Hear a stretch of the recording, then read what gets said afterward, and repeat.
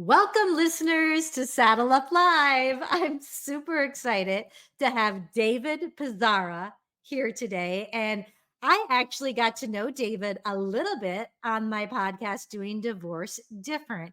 And I thought it would be so fun to have him on Saddle Up Live because he is giving us a different perspective than I usually have on this podcast. He's giving us the dad's perspective. So if you want more information about dads and the mistakes they make during divorce, go back to Doing Divorce Different. But today on Saddle Up Live, we're going to hear David's authentic story, what led him to do the work that he does. He is the founder of Dad's Law School. He's an author. He's got a podcast called the Men's Family Law Podcast. So he's busy out there working. We're going to learn about what led him to do that work. And then we're going to talk about how dad's roles have changed. And I'm excited about this because I'm watching my son be a father and I'm seeing great changes. And I told David, my husband was a great, very hands on dad. And I can't even believe how much more I'm seeing dads involved. So I can't wait to get David's perspective. So, welcome, David. Thank you for joining us here, too. Thank you, Lisa. It's great being here. I'm really excited to talk about your son and his experience because the way in which fathers are engaging today is so dramatically different than like even my father's generation. It was like he was World War II, totally different perspective. You know, where they were like, I'm never changing a diaper. Here, dads are like, give me that kid. I want to be a full-time parent. I got dads fighting to be stay-at-home parents. It's a totally different world. I know. And the paternity leave, even that's crazy. Oh, huge, huge. Yep. Okay. So, but David, like before we get into the guts Okay. of that, let my listeners get to know you a little. Share your story because it's kind of interesting and a little bit like mine in a Sure. So weird I'm a way. sure. So I'm a single gay man with no kids. I used to have a dachshund, but he passed away. Oh, Dudley was the best. Dudley was this long and about this tall and long floppy hair. And for years, he would work under my desk. He would just sleep under my oh, desk while I worked.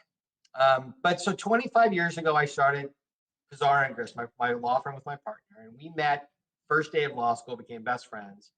Opened up our law office. I'm the marketing guy. I would go to the Rotary Club and the Elks Club and the Chamber of Commerce, and I do my little dog and pony show because I wanted to do business law. I wanted to go be captain of industry. My partner wanted to do family law. And I was like, oh, God, no, ew, gross. But I would go and I would do my little show and I would talk about what I wanted and how I could help people. And then I would always say, and my partner does family law. And they would rush me.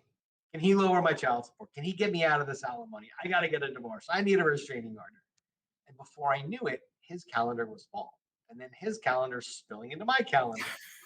24 years later, I'm a divorce lawyer. I'm like, how did that happen? isn't that crazy? Okay.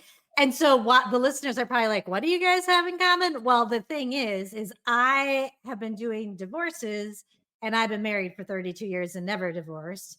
So, and David's helping dads. And well, you were kind of a dad to your Dotson, but Oh, 100%. right.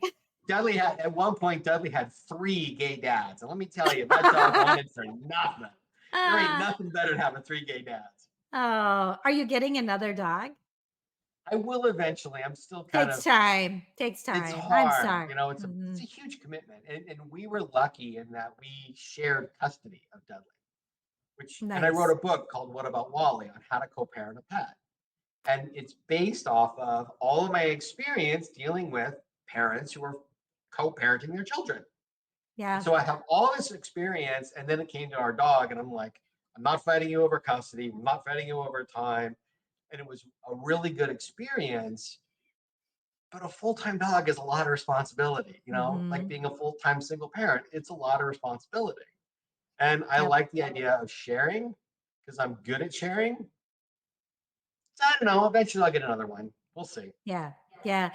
Well, and that, it's interesting because in a lot of divorces that I work on, the pet is an issue that we need to Huge, talk about. So that huge. is something.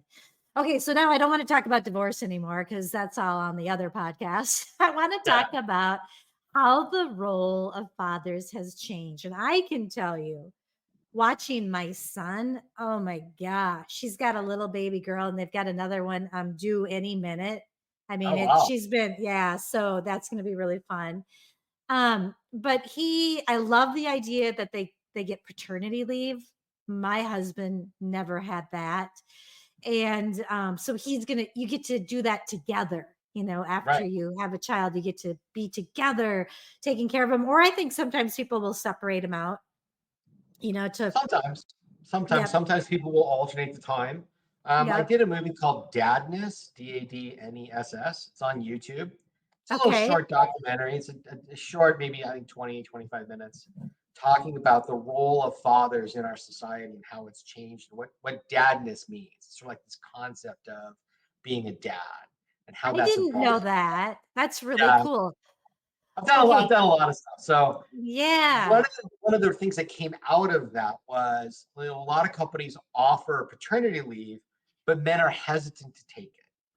They're hesitant because they're concerned that if they take those 6 weeks, then it's going to set them back in their careers, which is, of course, analogous to the concern that many women have of, do I want to have a kid? Because then my career gets set back, and then we're dealing with all these other issues. So more and more dads, though, are taking advantage of paternity leave, and they should. There's a really big biological reason for this. And if you think about it from this perspective, that child has spent 9 months essentially one in one with mom, being completely incubated. And now they've separated. And now that child is coming into the world and has a father and needs that time to bond with dad. And that's the perfect time because they're really receptive to it at that age. That everything is very sensual. It's smells, it's taste, things are coming in, new feelings. Am I safe? Am I protected? And they need to have that time to have that experience to be held by a man, being held by their father, to have that bonding. And so, as more dads are taking advantage, it's better for the children. And what's happening is also it's better for the dads because it allows them to bond, to get that oxytocin going, to really make that emotional connection to their children that they need. So I'm seeing more and more dads take that paternity leave. And then what ends up happening is now they're really protective of their time. Now they're like, I want more of this, Hmm. which is great. It's what we want to see. We want to see those engaged fathers because dads bring so much to the relationship and parenting and skills and what they do. And we know the children who are raised with the father in their life do better academically, socially, emotionally, physically, less drug abuse, less substance abuse, less early childhood sexual activity. Everything is just better when you've got Yeah. both parents involved. And having a strong father is a huge indicator of lifetime success. Amen. And I can't help but I thought of something that was kind of parallel when you were talking about the bonding, where I have a unique experience where I naturally had my older children and we adopted our baby. No way. By our baby by far. So we have three. And I think, and we were so fortunate. And I know this isn't true of everyone, but she was 2 days old when we were able to adopt her. And that bonding, I am telling you, it was funny. I forgot that she didn't come out of my body the moment I held her.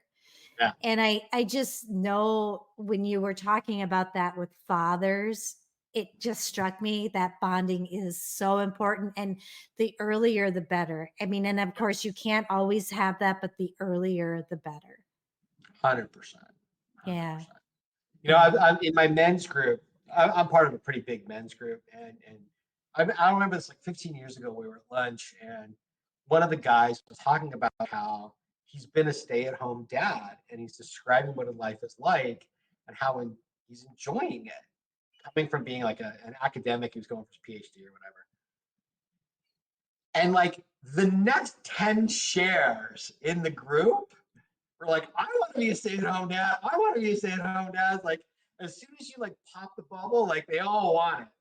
They Yeah. all want to have that experience because they're really connected to their children. People think men are not connected to their children, and they really are far more than what they want than society wants to acknowledge. Well, and this is interesting, David. I can't even believe I didn't talk about this. This is my other son, my son-in-law, Alec. So my daughter is in her residency and they have a 3-year-old. You talk Mm, about Mr. Dad. He yeah, is, he has the maternal, so I can't even believe I didn't bring that up to you. I was thinking about Jack because they've got this baby, another one coming on but sure. Alec he is the one that my grandson runs to, when he skins his knee. I'm sure it's a little hard for Dr. Mom, but Yeah, it has worked. And I think, and he's still working, so he's not stay at home dad. Boy, it's tough, and they're a little bit further away, so it's harder for me to help as much. Hopefully that's going to be changing soon. But I mean, his role is completely different also, just like I see Jack, being the one who's doing swimming lessons with their daughter, and that's Jack is my son, and yeah, I just and getting changing the diapers, getting lots of meals, take kind of doing more of, it's more equal and I love it, and the babies are happy. yeah, yeah. And your son-in-law are both happier too, because it brings all of those emotions up. It brings those memories up. We're creating experiences that allow them to find the real value in life. I mean, we love to talk in America about how important it is to go make $1 million a year and be like a captain of industry and own lots of stuff. In 2008, my world changed dramatically. You know, as most of ours did, the recession hit hard, and I Hmm. had to go through a reset. And part of my reset was dumping a household full of just stuff, things that I bought on TV, couches I didn't need. How many couches can you sit on? Right. Right? I mean, seriously, it was the most freeing experience because what I came to realize was what's really important in this life. And that is what most dads are now starting to recognize is what's really important to them. Yeah, they like getting a promotion at work. Yeah, they like the bonuses and the paychecks. Most of my clients, most of my friends who are fathers would live 10% less of a financial life if they could have 10% more time with their kids. Amen. They realize And like that's the real value in life. yep, and it's interesting because my dad, he's 83, and when I grew up, dads worked. Right. My mom she worked part-time and she would come and watch my tennis meets or track meets, and my dad couldn't always, he was working, and everybody was doing that. And then it was so funny because when my kids were little, there was a time when he was still working, and then he retired, and he was like, I mean, I don't want to make you feel bad, but I think I like being a grandpa more than a dad because he got to spend the time. And Yeah. now with their great grandchildren, my parents are still involved. And it's a time that my dad really gets to hold the baby. And it's Mhm. so, I mean, he went deer hunting the day I was born, and he's going to listen to this. He's the only family member that listens to my podcast. So I was like, are you kidding me? I mean, I would not have allowed that, but it was a different time. And then I think of my husband's dad has passed away, and he was a bit older. I think he was older when my husband was born. But he did spend quite a bit of time with his kids even way back then. So what Yeah. a blessing. What a blessing. And he worked in the mines in northern Minnesota. So Oh, yeah, but he would come home probably like 3 in the afternoon, and he did get to go to their sporting events. And so I don't know, I just feel like I've been so blessed to be yeah. able to see my dad get to experience, be married to someone who knew that before we were together. What a blessing. So if you're a dad and listening, I mean, it is so worth it to be connected to your kids, and I think people know that now. I mean, I think it's awesome. Yeah. 100%. Yeah. And it's better for everybody. I mean, studies will show that older adults who are connected with their children and grandchildren live longer, better lives. It's just a I fact. I've seen that. I've seen that on Instagram, and I'm like, "Yeah. I'm gonna work less and grandma more." Exactly. Ooh, I like this. You put that on a coffee mug. Yeah, I should. I should work less, grandma more. And I see it with my parents. They were Yeah, very involved with their grandchildren in their 80s. My dad plays tennis 3 nights a week. I think he might be better than none of us can beat him. They're yeah. just super active and very active in their great grandchildren's life. So they help with them. Better So yet. yeah, Better so yet. it's awesome.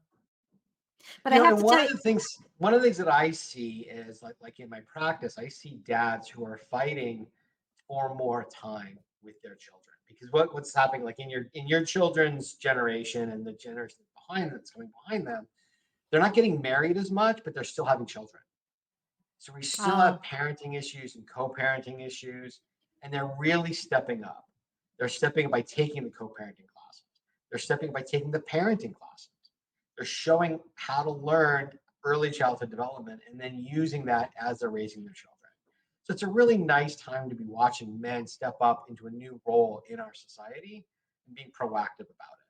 yep. And yeah, and that hits home because I know my son-in-law and my son, it's so cute. They'll say, "Oh, I looked that up." Like if their kids doing something that you know how they do wackadoodle things, and you're like, "Oh, Yeah, what's going on?" Well, I looked that up, and this is why they say that happens. And I'm like, "What?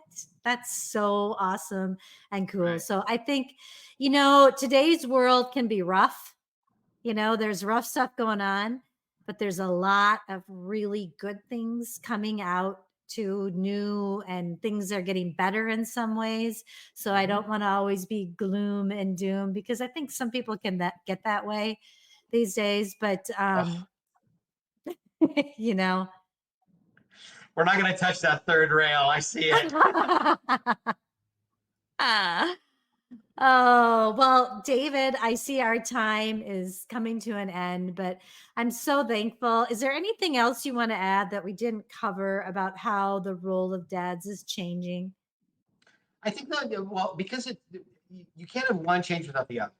So dad's role is changing, but so is mom's role, Right. right? Like she's got to counterbalance that. Like there's a difference. Like oh, Amen. you got to give up time. You got to let go of the reins. And the big thing I think for both parents is to remember is that just because somebody is parenting differently from you doesn't make them wrong, Amen. And that's what's so important, not only for when you're parenting together, but when you're Mhm. getting divorced, Right? because you can't control that. And they're both important. They need both of you. Even if you're not getting like a technical divorce because you weren't married, but you're Oh, separated, right, right. like that's a big factor too. Like I've got people who dad does things one way, mom does things another, and that's okay. They're not wrong. If you're not hurting the kid, different is okay. I love that you brought that up because what I always tell people, would you get mad if grandma did it? Like if someone comes in, my husband, my ex is feeding him donuts every day for breakfast or whatever Yeah, it is. And you go, well, would you get mad at grandma? yeah, No. Well, then let it go because right. it's more important that you're not fighting and that you're both in their lives. Right. Hugely more important because Yeah. that fighting is has long term negative impacts on that child that will, for the rest of their life. Like the Yep. negative impacts of anger and fighting in a household are huge, and we could talk about that for another hour. So I know, and we won't because the time is up. But yes, so whether you're divorced or married, the fighting has an impact on them. So absolutely. yep, yep. All right. Well, David, thank you so much for joining me on Saddle Up Live too. And listeners, if you want to hear him talking more about divorce, go to Doing Divorce Different, and we'll have all of David's information in the show notes. Thank you, Lisa. Take care. Bye. Bye bye.